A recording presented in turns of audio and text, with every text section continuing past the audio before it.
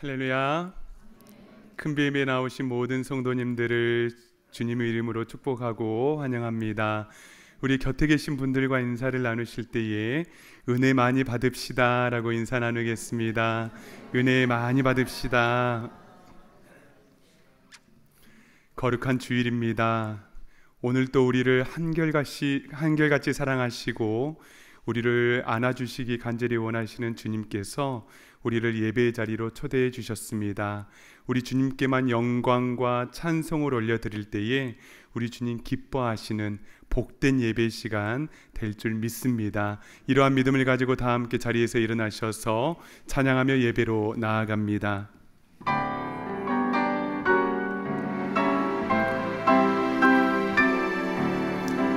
교만한 마음은 내버리고 예수께로 나갑니다. 복되신 말씀 따르려고 주께로 갑니다. 실망한 이 몸 힘을 얻고 예수의 크신 사랑 받아 하늘의 기쁨 맛보려고 주께로 갑니다. 주께로 갑니다.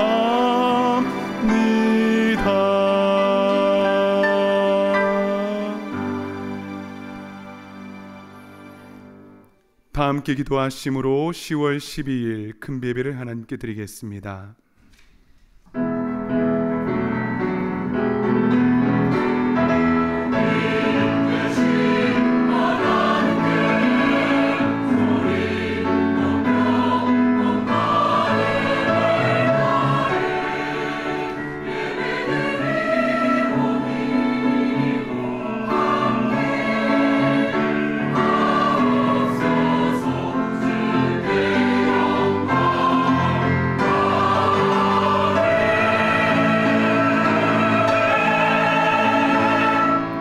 사랑하는 주 하나님 아버지, 오늘도 이 귀한 예배로 우리를 인도하시고 예배로 우리를 만나 주시니 진심으로 감사와 찬송을 올려드립니다.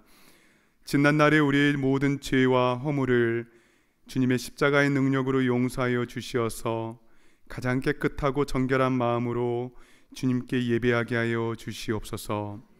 하나님의 말씀으로 우리의 생각과 마음이 정리되고 정렬되게 하여 주시사 오늘 우리의 심령에 들려주시는 그 하나님의 말씀을 붙들고 주님을 따르는 은혜가 있게 하여 주시옵소서.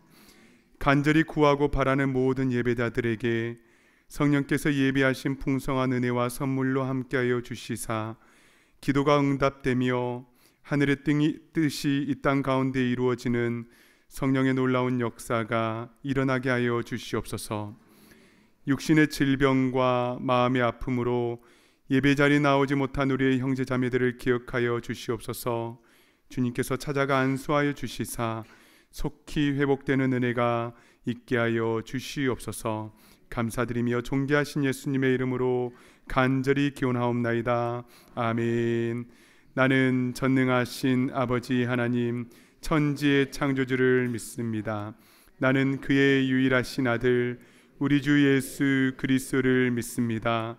그는 성령으로 잉태되어 동정녀 마리아에게서 나시고 본디오 빌라도에게 고난을 받아 십자가에 못 박혀 죽으시고 장사된 지 사흘 만에 죽은 자 가운데서 다시 살아나셨으며 하늘에 오르시어 전능하신 아버지 하나님 우편에 앉아 계시다가 거기로부터 살아있는 자와 죽은 자를 심판하러 오십니다. 나는 성령을 믿으며 거룩한 공교회와 성도의 교제와 죄를 용서받는 것과 몸의 부활과 영생을 믿습니다. 아멘. 다 함께 자리에 앉으셔서 찬송가 29장 찬양하시겠습니다.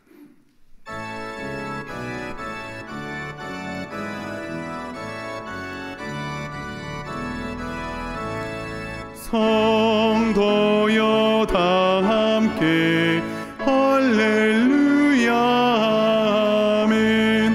주 찬양하여라 할렐루야 아멘. 주 보좌 앞에서 택하신 은혜를 다 찬송하여라 할렐루야 아멘. 만문을 열어라 할렐루야 아멘. 온 하늘 흘려라 할렐루야 아멘. 인도자 되시며 진굴가 되신 주 그 사랑 끝없다 할렐루야 아멘. 주 찬양하여라 할렐루야 아멘. 찬양은 끝없다 할렐루야 아멘. 거룩한 집에서 은총 기리며 그 찬송 부르자 할렐루야 아멘. 이어서 찬송가 325장 찬양하시겠습니다.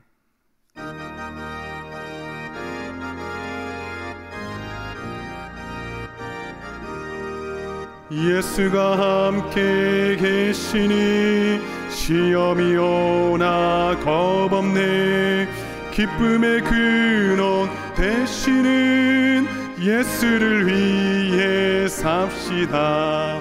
날마다 주를 섬기며 언제나 주를 기리고 그 사랑 안에 살면서 딴 길로 가지 맙시다.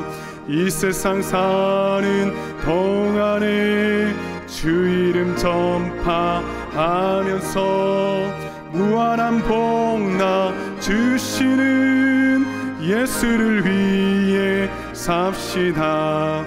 날마다 주를 섬기며 언제나 주를 기리고 그 사랑 안에 살면서 딴 길로 가지 맙시다.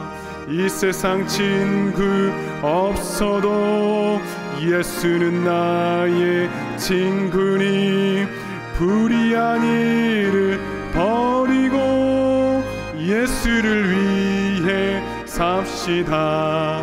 날마다 주를 섬기며 언제나 주를 기리고 그 사랑 안에 살면서 딴 길로 가지 맙시다. 주께서 심판하실 때 잘했다 칭찬하리니 이러한 상급 받도록 예수를 위해 삽시다. 날마다 주를 섬기며 언제나 주를 기리고 그 사랑 안에 살면서 딴 길로 가지 맙시다. 이 시간 예배 가운데 부어주실 하나님의 놀라우신 은혜를 간절히 사모하며 합심으로 기도하며 나아갑니다. 거룩하신 하나님 아버지, 이 시간 간절한 마음으로 주님을 예배하기를 간절히 소망합니다. 이 시간 주님께서 찾아와 주시고 성령께서 함께하여 주시사 우리 모든 예배하는 심령들 가운데에 이 시간 위로부터 내리는 거룩한 성령 하나님을 경험할 수 있는 복된 시간 될 수 있도록 주여 역사하여 주시기를 간절히 원합니다. 이 시간 하나님, 우리가 주님을 섬기길 원합니다. 주님을 따라가기를 간절히 소망합니다. 세상의 다른 것들 판단하며 의지하며 하나님 뒤적거리며 나아가는 것이 아니라 온전히 우리 주님을 바라보며 주님의 음성을 우리가 청종하며 주님을 경외하며 나아갈 때에 이 시간 하나님의 말씀으로 우리의 심령 가운데 크게 들리게 하여 주시고, 우리 심령 가운데에 우리 주님께서 주시는 말씀을 붙들고 살아가는 복된 예배 시간 될 수 있도록 주여 역사하여 주시옵소서. 존귀하신 하나님 아버지, 허물 많고 죄로 가득 찬 저희들에게 지난 9개월 동안 함께하여 주시고, 이 결실의 계절, 한 해를 돌아봐야 하는 계절을 허락하여 주시며 예배의 자료로 저희를 불러주심에 감사와 찬송과 영광을 들려드리오니 저 예배를 흠량하여 주시옵소서. 매주일 저희에게 꼭 필요한 말씀으로 영의 양식을 주시고 무한한 사랑과 은혜로 채워주시는 그 은혜 또한 감사를 드립니다. 지난 한 주간 주님의 말씀에 집중하기보다는 세상의 소리에 귀 기울였던 우리의 연약함과 부족함을 회개합니다. 생존 중심의 삶이 아닌 사명 중심의 삶을 살아야 되는 줄 알면서도 그렇게 살지 못했습니다.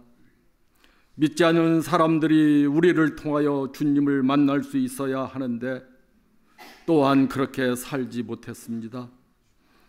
주여, 우리를 불쌍히 여기시고 우리의 믿음을 더욱 굳건한 길로 인도하여 주셔서 세상의 빛이요 소금의 역할을 하는 우리 모두가 되게 하시고 믿지 않은 이들에게 담대히 주님을 증거하는 제자의 삶을 살게 하옵소서. 2025년도 이제 3개월 남았습니다. 이 기간 자신의 영적 상태를 돌아보게 하시고 또한 교회의 2026년을 계획하는 교회 정책 당회를 위해서, 또한 길된 교회 분립을 위해서, 그리고 교육관 구매를 공청회를 위하여 주님의 한없는 간섭과 은혜가 넘치길 간절히 기도하게 하옵소서. 이 시간 말씀을 대안하신 목사님께 성령의 권능을 더하시어 은혜와 생명의 말씀을 선포하게 하옵소서. 말씀을 받는 우리에게 믿음의 믿음이 더해져서 말씀대로 살아가며 하루하루 주님을 닮아가는 삶, 본이 되는 삶을 살게 하옵소서. 찬양대의 찬양을 기뻐 받아주시옵고 예배를 위해 곳곳에서 묵묵히 헌신한 모든 손길 위에 넘치는 복을 내려 주시옵소서. 또한 세계 곳곳에서 복음을 전하시는 선교사님들께도 같이 하셔서 그 말씀이 뿌려지는 곳에 풍성한 열매가 맺게 하옵소서. 감사하고 이 모든 말씀 우리 주 예수 그리스도 이름으로 기도합니다. 아멘.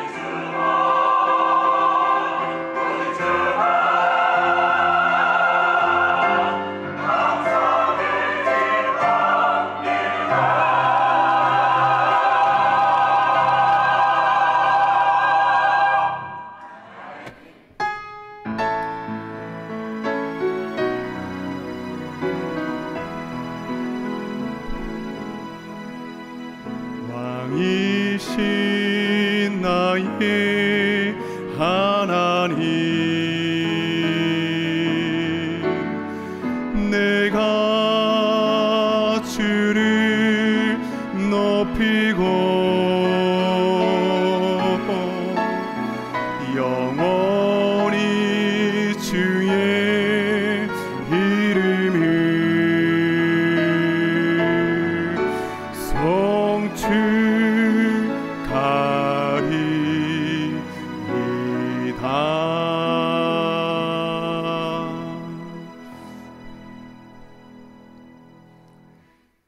오늘 우리에게 주시는 하나님 말씀은 신약성경 요한복음 21장 18절에서 23절의 말씀입니다. 신약성경 요한복음 21장 18절에서 23절의 말씀, 이 시간 봉독에 올리겠습니다.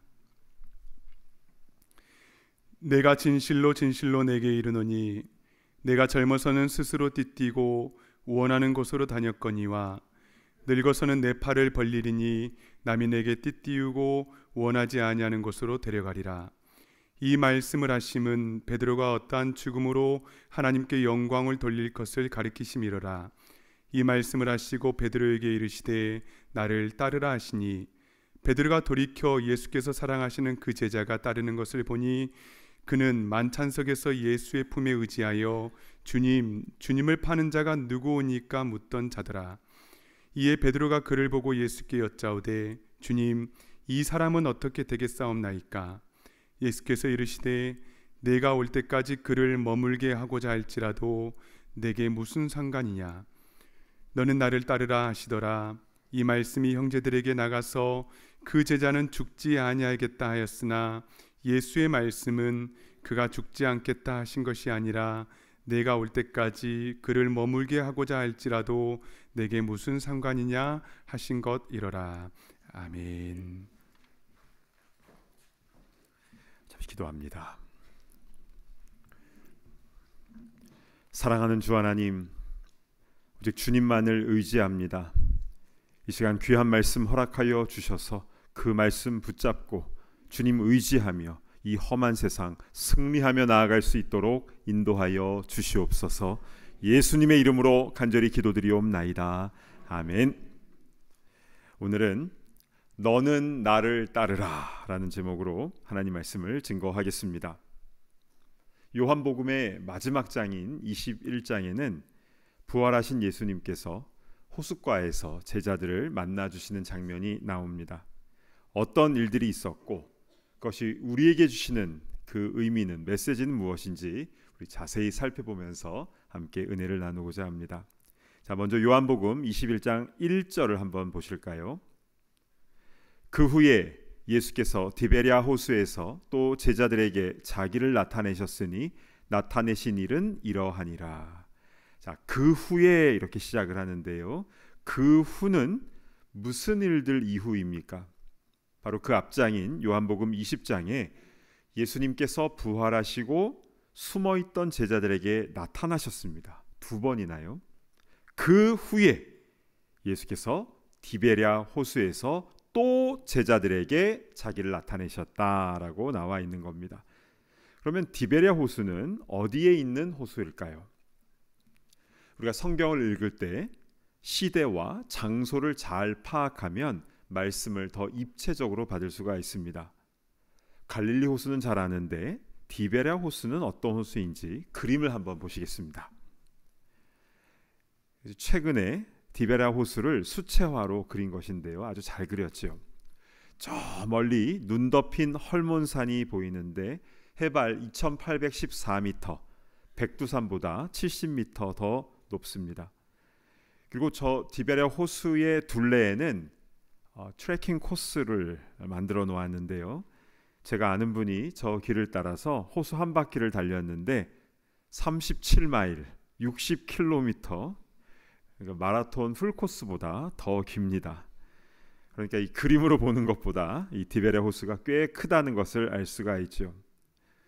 근데 아무리 봐도 갈릴리 호수와 참 비슷하게 생기지 않았습니까? 네, 같은 호수입니다. 갈릴리, 디베랴, 게네사렛, 긴네렛 성경에 나오는 4개 호수가 다 같은 호수를 말하는 겁니다. 그럼 오늘 본문에서 예수님께서 제자들을 만나 주신 곳은 호수의 어느 쪽일까요? 저 위쪽에 빨간색 원 안에 있는 바로 저곳입니다. 작아서 잘 안 보이시겠지만 저 원 위에 언덕에는 팔복교회가 있고요, 왼쪽에는 오병이어 교회가 있고 오른쪽에는 가버나움 타운이 있습니다. 그리고 저 동그라미 친 바로 저곳이 베드로 수익권 교회, 베드로가 사명을 다시 받은 것을 기념하는 교회가 있는 것이죠. 여러분, 예수님께서 십자가에 죽으시고 부활하신 곳이 예루살렘인데요, 그곳에 있던 제자들이 왜 저 북쪽인 갈릴리 디베라 호수까지 온 것입니까? 자, 21장 3절을 보시겠습니다. 시몬 베드로가 나는 물고기 잡으러 가노라 하니 그들이 우리도 함께 가겠다 하고, 베드로가 먼저 나 물고기 잡으러 간다고 하니까 옆에서 우리도 같이 가겠다고, 그래서 7명이 디베라로 온 것입니다. 저는 예전에 이 상황이 잘 이해가 되지 않았습니다.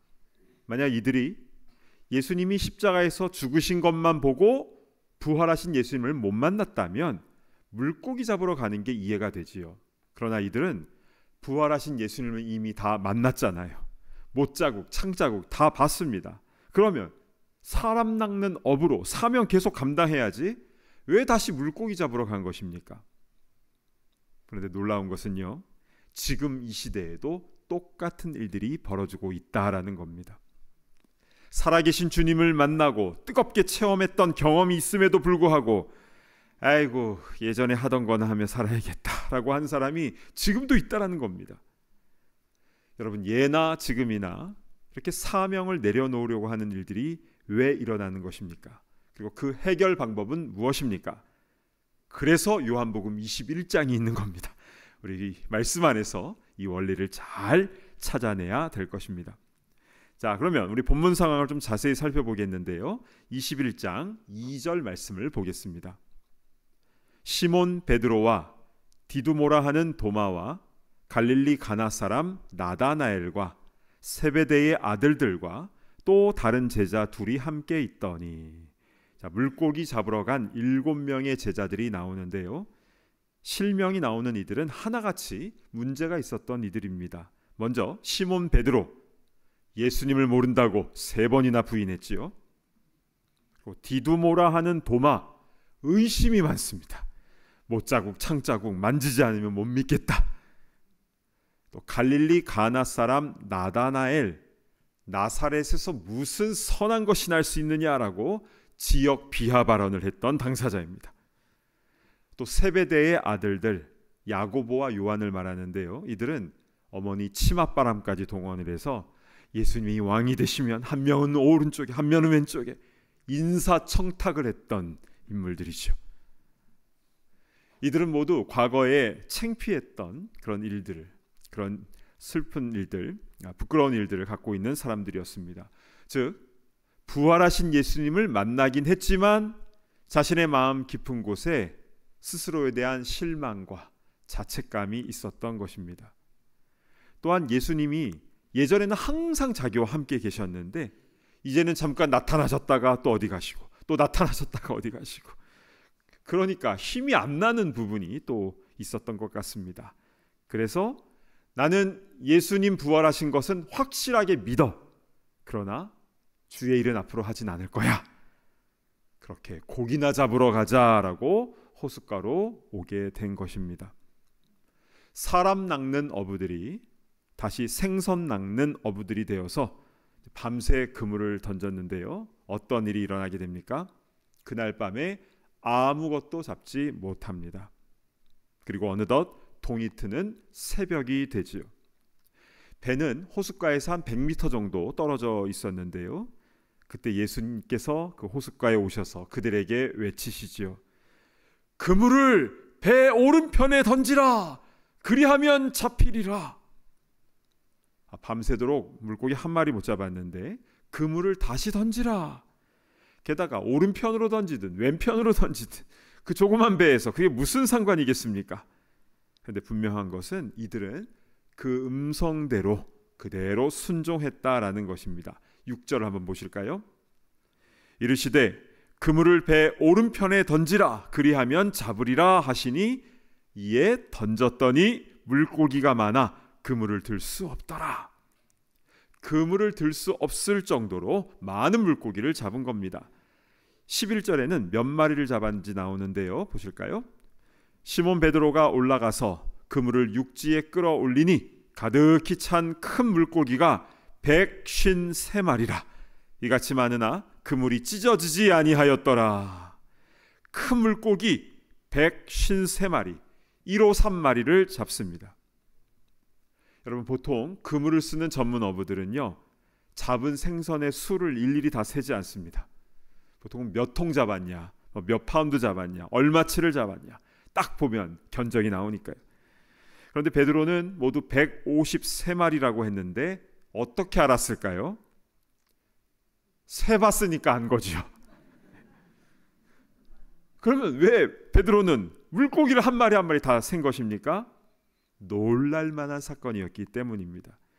자신의 힘과 능력을 뛰어넘는 일이었기 때문이죠. 여러분에게는 잊을 수 없는 153의 경험이 있으십니까? 어떤 분은 볼펜에다가 153을 이렇게 새기기도 하는데요. 그러니까 나의 판단과 경험과 전문성을 다 뛰어넘어서 주님이 주신 말씀대로 순종했을 때 일어나는 그 역사, 그것이 우리 삶 가운데 더욱 풍성하게 일어나게 되기를 간절히 바랍니다. 아멘. 자, 그런데요, 그 놀라운 사건 이후가 더 중요합니다. 베드로와 제자들은 이 153 사건 이후에 예수님과 크게 동업을 해서 갈릴리 수산시장, 디베랴 횟집 이런 거 하지 않았습니다. 이 사건을 통해서 제자들이 어떻게 행동을 하게 되는지 우리 자세히 보셔야 되는데요. 그래야 주님께서 우리에게 주시는 메시지를 붙잡을 수가 있습니다. 자, 먼저 이 물고기가 많이 잡힌 이 사건, 이거 성경 어디에서 본 것 같지 않습니까? 그렇죠. 3년 전에 베드로가 처음 예수님을 따랐을 때입니다. 그게 누가복음 5장에 나오는데요. 5장 4에서 6절을 제가 봉독해 올리겠습니다. 말씀을 마치시고 시몬에게 이르시되 깊은 데로 가서 그물을 내려 고기를 잡으라. 시몬이 대답하여 이르되 선생님, 우리들이 밤이 새도록 수고하였으되 잡은 것이 없지만은 말씀에 의지하여 내가 그물을 내리리이다 하고, 그렇게 하니 고기를 잡은 것이 심히 많아 그물이 찢어지는지라. 그리고 그 자리에서 베드로는 자신의 배와 그물을 다 버려두고 예수님을 따르게 되었습니다. 예수님께서 메시아이심을 깨닫게 되었기 때문이죠. 그때부터 3년 동안 베드로는 예수님을 따라다니면서 참 많은 것을 보고 배우고 또 실습도 하게 되죠. 그러나 6월절에 예수님은 십자가 위에서 못 박혀 죽으셨고, 물론 부활하신 예수님이 제자들에게 모습을 보이셨지만 이들은 자신의 저질렀던 그 실수와 잘못과 죄책감으로 인하여 다시 물고기나 잡으러 가자 하고 디베라로 온 것이고, 예수님은 이들에게 153마리의 물고기 잡는 큰 기적을 보여주셨는데, 이것을 통해서 예수님은 베드로에게 무엇을 깨닫게 해주고 계시는 것입니까? 처음 주님을 만났을 때 그 뜨거운 만남, 모든 것을 다 버려두고 주님을 따랐던 그때의 모습을 기억나게 해주고 계시는 것입니다. 첫 마음의 회복, 이것이 첫 번째 포인트입니다. 그리고 나서 예수님은 무언가를 딱 준비를 해 두셨는데요. 밤새도록 고생한 제자들을 위해서 이미 숯불을 펴놓으시고 아침 식사를 준비해 놓고 계셨습니다. 예수님은 배에서 내린 제자들에게 다른 말씀 안 하십니다. 아니, 왜 물고기나 잡으러 간다고 해서 이런 고생을 하냐, 으이그 이런 말씀 전혀 안 하세요. 와서 조반을 먹어라, 아침밥 먹어, 이 말씀을 하시고 손수 차려주신 그 아침 식사로 7명을 먹이십니다. 제자들 얼마나 황송했겠습니까? 또 얼마나 배가 고팠겠습니까? 그래서 예수님께서 손수 차려주신 숯불에 구운 생선과 그 떡을 그들이 먹고 분명히 큰 위로를 받았을 것입니다. 정말 힘들 때 예상치 못한 음식 대접을 받으면 위로를 받는 경우가 있지 않습니까? 어떤 유학생은 우는 사람도 보았어요. 이렇게 두 번째로 음식을 손수 차려주셨다라는 것이 두 번째 포인트입니다. 그렇게 아침 식사를 든든히 한 후에 예수님은 베드로와 호숫가를 거닐면서 중요한 대화를 나누시지요. 아침 해는 이미 골란고원 위로 떠올랐고 호수에 반짝반짝 빛나는 천연 조명을 반사해서 예수님과 베드로를 아름답게 비추고 있었을 겁니다. 그때 예수님은 베드로에게 이러한 말씀을 하시지요. 요한복음 21장 15절 전반부의 말씀입니다. 그들이 조밥 먹은 후에 예수께서 시몬 베드로에게 이르시되 요한의 아들 시몬아 내가 이 사람들보다 나를 더 사랑하느냐 하시니, 다른 어떤 질문이 아니라 너는 나를 사랑하느냐라고 물으셨어요. 그러자 베드로는 이렇게 대답을 하지요. 이르되 주님 그러하나이다. 내가 주님을 사랑하는 줄 주님께서 아시나이다. 이르시되 내 어린 양을 먹이라 하시고. 베드로는 예수님을 사랑한다고 대답을 했고 예수님은 내 어린 양을 먹이라, feed my lambs, 사명을 다시 한번 확인해 주셨습니다. 그런데요, 예수님은 같은 질문을 연속으로 3번 하셨다라는 것이 흥미롭습니다. 대답을 했는데도 자꾸 물어보시니까 베드로 얼마나 당혹스러웠겠습니까?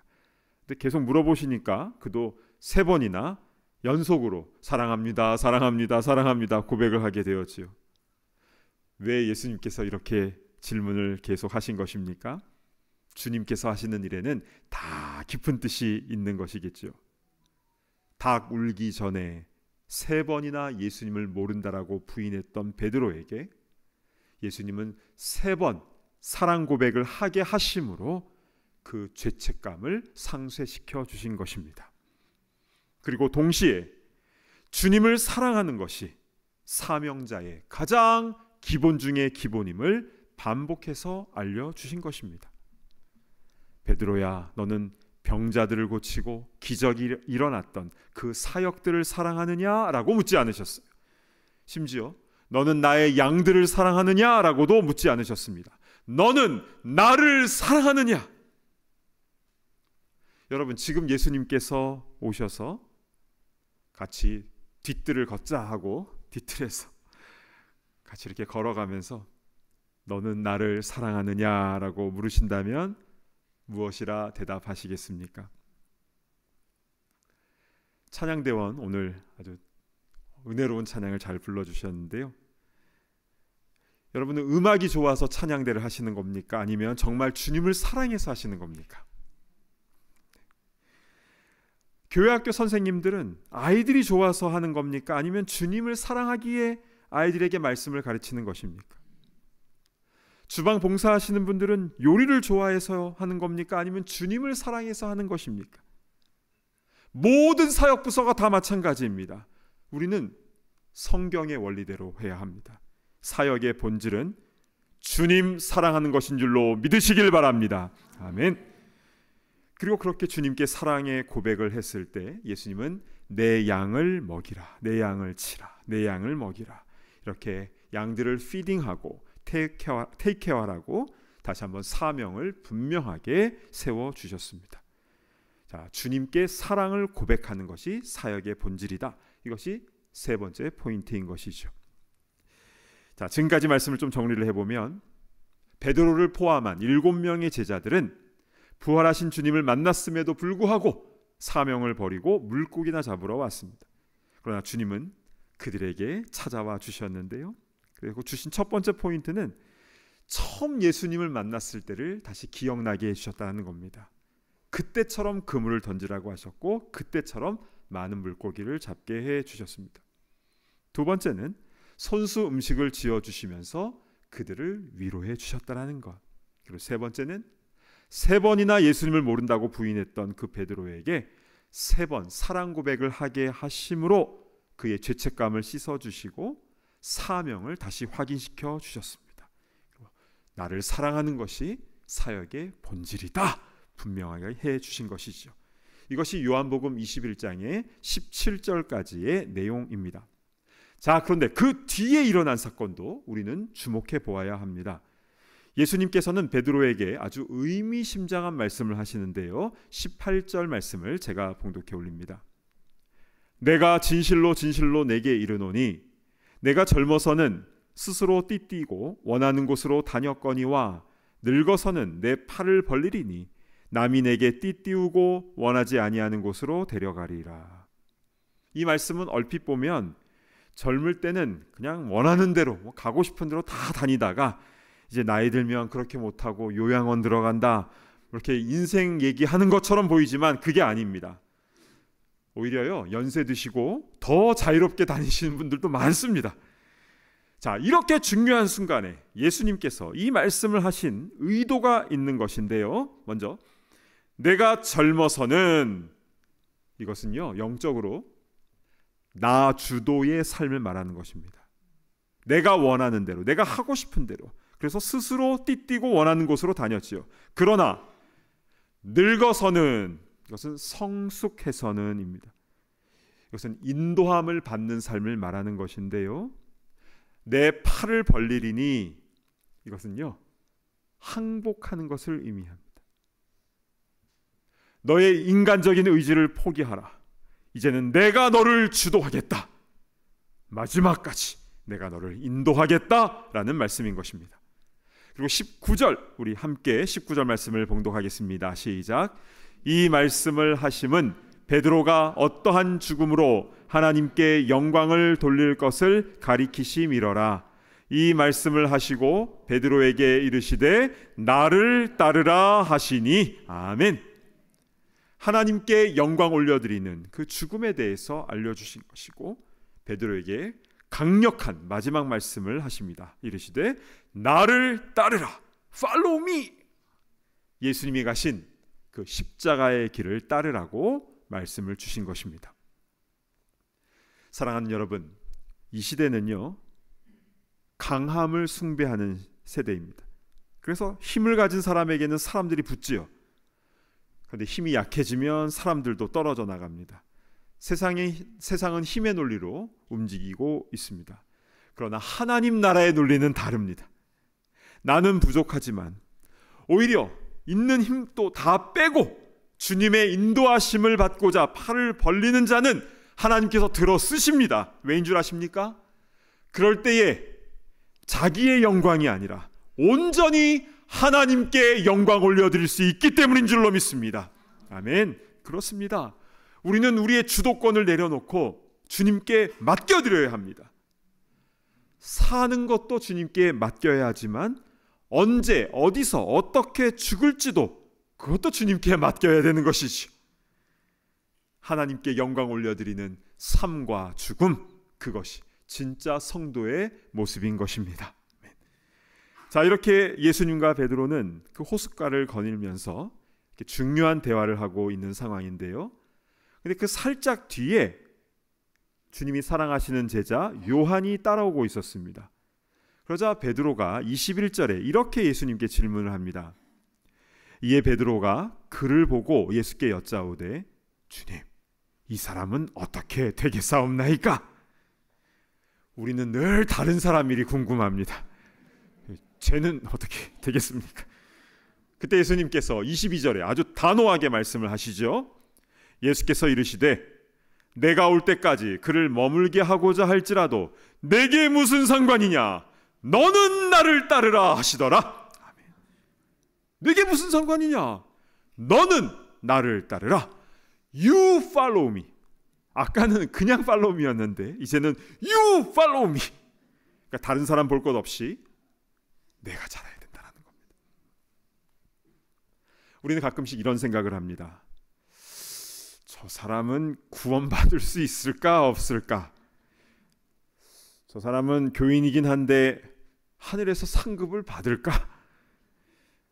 게다가 요즘 길된교회 분립을 앞두고 저 사람은 분립 나갈까 안 나갈까? 그때 주님 말씀하십니다. 내게 무슨 상관이냐? 너는 나를 따르라. 여러분, 신앙생활은 사람 보고 하는 게 아닙니다. 주님 사랑하는 마음으로 주님께서 말씀하신 대로 그대로 순종하며 나아가는 것이 참된 성도의 모습인 줄로 믿습니다. 아멘. 원하기는 나의 힘을 내려놓고 주님 인도하신 대로 순종함으로 살아도 주님께 영광, 죽어도 주님께 영광이 되는 우리 모두가 다 되기를 진심으로 축복합니다. 아멘. 주신 말씀 붙잡고 우리 찬송가 323장 부름받아 나선 이 몸 찬양하도록 하겠습니다.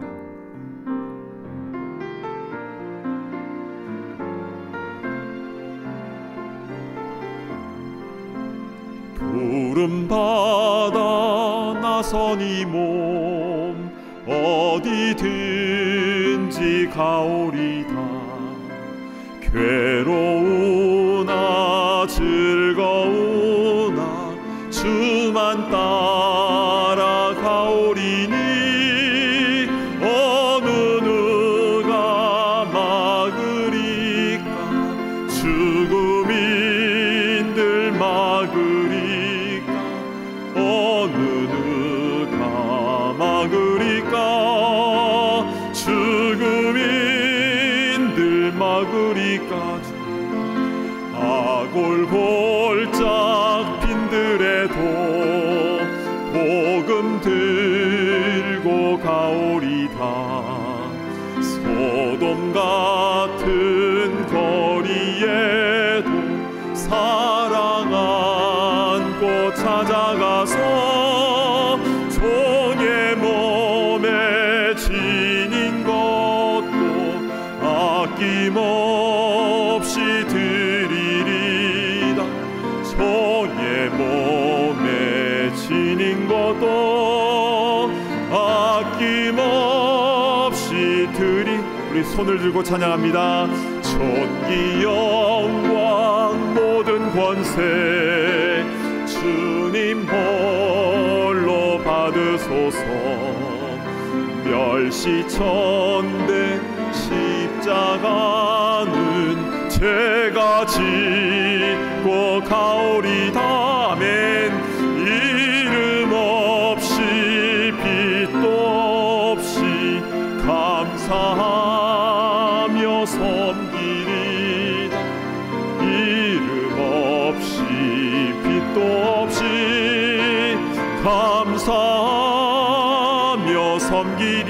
이름 없이 빛도 없이 이름 없이 빛도 없이 감사하며 섬기리다. 이름 없이 빛도 없이 감사하며 섬기리다.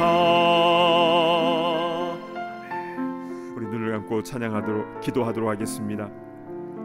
지금 나의 신앙의 모습은 어떻습니까? 예전에 나도 뜨거웠었는데, 여러분 옛날 얘기하면 안 됩니다. 지금 나의 모습은 어떠합니까? 나를 따르라 주님께서 말씀하셨는데, 주님 나도 십자가 지고 주님 따라가는 삶 살게 하여 주시옵소서. 우리 함께 주여 한번 외치며 통성으로 기도하며 나아갑니다. 주여. 아버지 하나님, 우리를 부르신 주님, 아버지 때로 우리가 쓰러지고 낭망하고 또 자책감으로 인하여 아버지 하나님 사명을 잃어버릴 때도 있습니다. 그러나 주님, 그런 우리에게 찾아오신 주님, 우리를 위로하시고 힘주시고 선마음을 회복시키시고 또 귀한 것들로 채워주시고 아버지 나를 사랑하느냐라고 물으시는 주님, 아버지 우리가 주님의 그 질문에 감사함으로 또한 담대함으로 사랑의 고백을 할 수 있도록 인도하여 주시고, 주님 부르시는 그날까지 아버지 순종하며 나아가는 우리가 될 수 있도록 인도하여 주시옵소서. 아버지 하나님, 우리의 삶의 현실 속에서 아버지 어떠한 일을 감당하든지 아버지 하나님, 우리 소돔 같은 거리에 복음 들고 나아가는 우리가 될 수 있도록 인도하시고, 주님 부르시는 그날까지 주님께 영광 올려드리는 우리 모두가 다 되게 하여 주시옵소서. 감사합니다. 하나님 아버지, 참으로 감사를 드립니다. 오늘 말씀을 통해서 우리는 어떠한 존재이고 또 어떠한 부르심을 받았는지, 또 얼마나 큰 사랑을 지금도 받고 있는지 온전히 깨닫게 하여 주시니 감사를 드립니다. 물고기나 잡으러 간다는 이런 생존 중심적인 생각을 버리게 하여 주시고, 주님께서 우리를 사람 낚는 어부로, 주님의 제자로 우리를 부르셨사오니 사명 중심으로 살든지 죽든지 주의 영광을 위하여 나아가는 우리 모두가 되게 하여 주시옵소서. 사랑 없는 거리에, 소돔 같은 거리에 우리가 나아가서 주님의 사랑과 복음을 실천할 수 있도록 인도하여 주시고, 그래서 주님 부르시는 그날까지 충성을 다하는 우리 모두가 다 되게 하여 주시옵소서. 감사합니다. 우리를 사랑하시되 끝까지 사랑하시는 우리 주 예수 그리스도의 이름으로 간절히 기도드리옵나이다. 아멘. 다 자리에서 일어나셔서 함께 봉헌하는 시간을 갖겠습니다.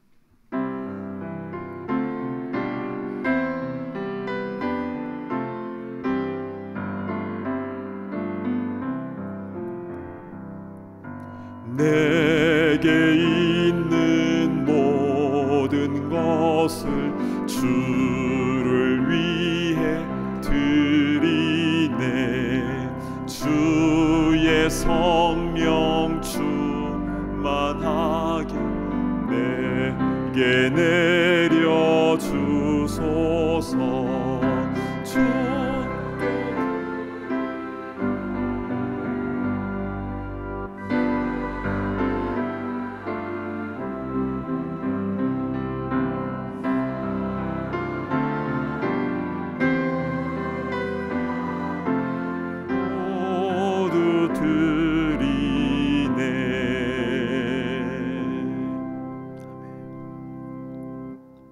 하나님 아버지, 주님의 은혜와 사랑에 감사 감격하여 우리도 사랑의 마음을 가지고 이 예물을 주님께 올려드립니다. 마음 중심을 보시는 주님께서 기쁘게 흠량하여 주신 줄로 믿습니다. 또 쓰여진 곳곳마다 생명이 살아나고 위로받고 주님의 사명자로 다시 세워지는 귀한 일에 아름답게 쓰임받게 하여 주시옵소서.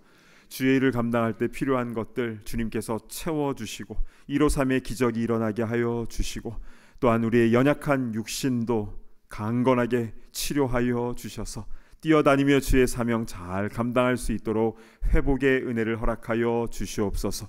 무엇보다도 어느 순간이 된다 할지라도 사명을 잃어버리지 않도록 인도하시고, 주님 사랑하는 그 마음을 가지고 주님 부르시는 그날까지 끝까지 달려나가는 승리하는 모든 주의 권속들 다 되게 하여 주시옵소서. 예수님의 존귀하신 이름으로 간절히 기도드리옵나이다. 아멘. 자리에 앉아주시기 바랍니다. 현장과 온라인으로 함께 예배드리시는 모든 분들을 주 안에서 축복하고 환영합니다. 처음 교회를 방문하시는 분들을 위해서 예배 후에 티타임이 준비되어 있습니다. 귀한 교제의 시간을 가지시기를 바랍니다. 교육관 건물 구매에 관한 임시 공동의회가 10월 20일 수요 말씀 예배 중에 있을 예정입니다. 참된교회 등록하신 세례교인이면 모두 공동의회 회원이신데요. 10월 22일 날짜를 꼭 기억하시고 교회 중요한 일에 참석해 주시기를 부탁드립니다. 유저지 길den교회 분립 안내입니다. 분립 감사 예배는 12월 7일 오후 4시이고요. 그 다음 주일인 12월 14일부터는 길den교회 주례배가 드려지게 되는데요. 오전 8시에는 1부 예배, 오전 10시에는 2부 예배가 드려지게 됩니다. 교회가 교회를 낳는 일입니다. 이 영광스러운 일에 전 교인이 기도로 동참하셨으면 좋겠습니다. 특별히 길den교회 각 부서에 많은 일꾼이 필요합니다. 길den교회 필요한 사역 부서를 보시고 자원하는 마음으로 파송 신청해 주시면 감사하겠습니다. 이번에는 참된교회입니다. 차량부에서 큰비예배 전후에 차량 운행으로 섬기실 수 있는 분들을 모집하고 있습니다. 함께 하실 분들은 차량 부장님께 문의해 주시기를 바랍니다. 이 외에 모임과 행사가 많은데요. 특별히 이번 주 수요일에 소망의 단풍 여행이 있습니다. 오전 10시에 출발하니까 9시 반까지는 모여서 함께 출발을 준비했으면 좋겠습니다. 이제 다 함께 자리에서 일어나셔서 파송의 찬송 힘차게 부르시겠습니다.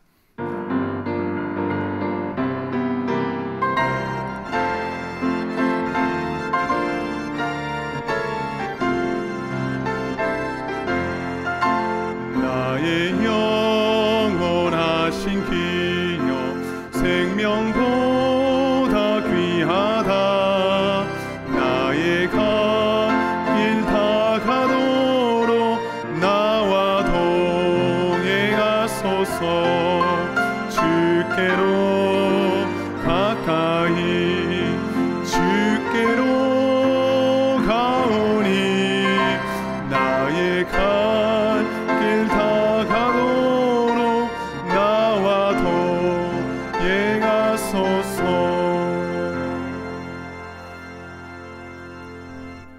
이제는 우리 주 예수 그리스도의 크신 은혜와 하나님의 사랑과 성령의 교통하심이 너는 나를 따르라 말씀하신 주님의 음성대로 자기 십자가를 지고 주님 사랑하는 마음으로 주의 뒤를 따라가기를 소망하는 이 자리에 있는 모든 주의 제자들, 주의 권속들 머리머리 위에 이제로부터 영원토록 함께 있을지어다. 아멘.